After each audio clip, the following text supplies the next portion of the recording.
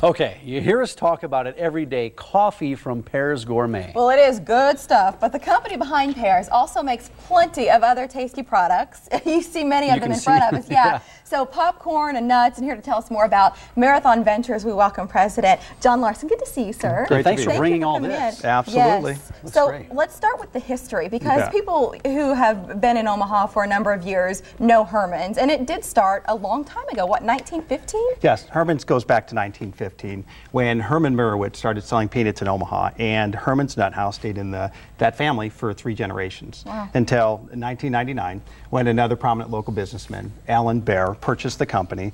And fast forward to 2004 when Mike Sortino, a good friend and business partner, and I bought the company from his estate. Fast forward now, 2009, we picked up Maggie's Gourmet Popcorn, and that brings us to where we are today. Well, you guys have really grown. Talk about the 3 main product lines that you have here. Absolutely. You know, at our core, what we do is coffee, nuts, and popcorn. And so all of your viewers will be familiar with our Pears Gourmet coffee, with many varieties, whole bean ground, packaging right here. What they may not be as familiar with is some of the gourmet snack nuts that we do. The Colossal Cashews, which just by coincidence happens to be Dr. Phil's favorite. Yeah, and they are extremely tasty. He talks about so those every year, doesn't he? Yeah. We were on a show. We were very fortunate to be on a show for 3 years on his holiday show, and he actually is a very personal fan of those nuts. But beyond that, we've got our Herman's Nut House, like I say, kind of our legacy brand, both snack nuts, baking nuts, and now most recently here, our Maggie's Gourmet Popcorn. And we're currently working on a lot of new exciting flavors with that. Yeah, I don't want to ruin it, but I took an inside tour last week and got to taste a few things. I don't know if I was not invited. You were busy having a baby, I think.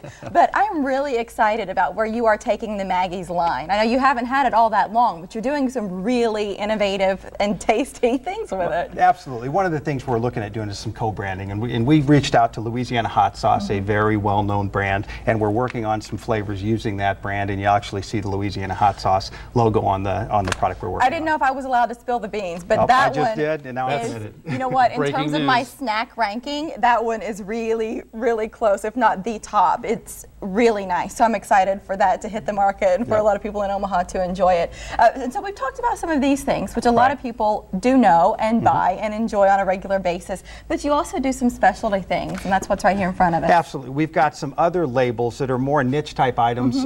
First and foremost, we've got a River City Roasters coffee. And what we're really targeting is kind of a seasonal coffee. So maybe you won't see it on the shelf all day, all year long, but we've got kind of a pumpkin flavored one. If you look at the packaging, we use some unique and innovative, creative things to kind of get across what's inside the bag. Beyond that, we've tried a Better Together. A lot of people have mixed peanuts with candy corn, and particularly in fourth quarter. And so we've actually gone and just packaged the 2 together, made it convenient for our customers. And finally, and most recently, a label, La Casa de Botanas, which translates into House of Snacks. And we tried doing Herman's Nut House translation, and it really didn't work. But going after that growing Hispanic market, there's really a lot of appeal for that type of food. So we decided to take a run at it ourselves and have had some success. You'll find those items right now in 1,100 stores across the country in Big Lots. Oh, wow. I love the Japanese peanuts from that line. They sit in a cup on my desk, and when I just want a little bit of a snack, they're a really different sort of peanut, but I like the kind of the texture and just the difference in general. That's really maybe nice. not what you think, but I think when people try them, they're really going to like them. Yeah, at first I was scared. I said, am I supposed to eat this? Is this really edible? But they are edible, tasty, and they're really not too bad for you either. Yeah, what's next over here? Next, we have actually some packaging from our gift line. A couple different types of programs. One example is we've got another great local company, Warren Distribution. We have a gift program where we're working with them for one of their key customers, Toyota Motors.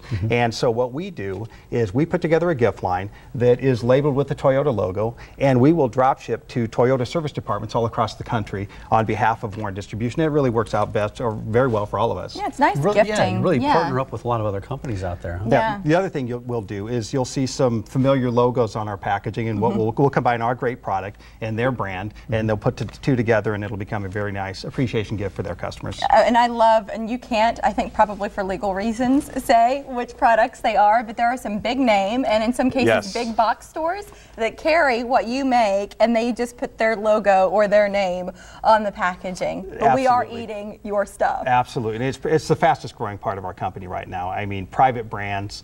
You're familiar with all the big stores, Walmart's, Targets, Hy-Vee's, et cetera. We work with those types of organizations on putting our product in their label and sending it out through their warehouse to their stores. And so it's a very growing part of our company with economic times the way they are too. A lot of people are moving to the store brands, and so it's a very good fit for us. You guys are, you're really growing. What's the secret behind the success? A lot of hard work and a little luck. Yes. Marathon Ventures is a name, and we know these names, right? But Marathon Ventures is sort of the parent to these children. Absolutely. Can you talk about where that name came from? Oh, I'd love to. It goes back with Mike Sortino. We're very blessed to have him as a business partner, just a wonderful individual, longtime friend. And, we really didn't talk business much. At one point, though, in 2003, I was kind of in career transition.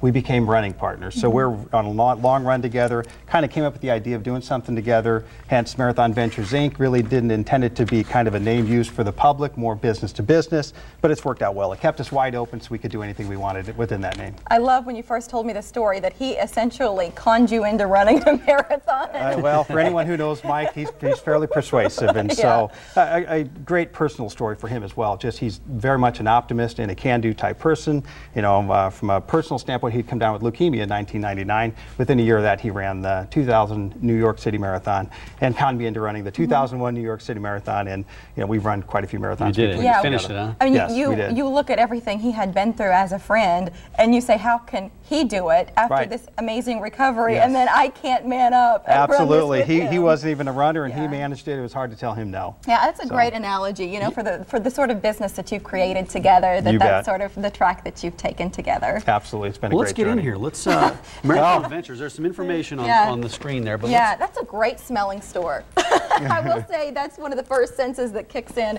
right there at 61st and Grover, and your website's a great place to go. A couple of them there. So marathonventuresinc.com, or you can log on to pearsgourmet.com. What's the best place to go to buy some of your stuff, John? You can go to any of the local grocery stores and you should be able to find our product. If you don't, definitely talk to your grocery manager and we'd be happy to get it in there. Dr. Phil has his favorite. I have mine. What are these? We'll keep you well stocked. These are our praline pecan. This is also relatively new that we actually do the glazing, and I'm sure in a future segment we'll all be there at the plant. Yeah, I like those glazing with product. ice cream. Great stuff. Some nice vanilla ice cream. They are very good with ice cream. topping. Thanks for being here today. Absolutely. Where you can go to get an exclusive look at Sex and the City 2, plus what Manny the movie guy thinks about the new Shrek. He's back. That's right. That's when the Morning Blend continues.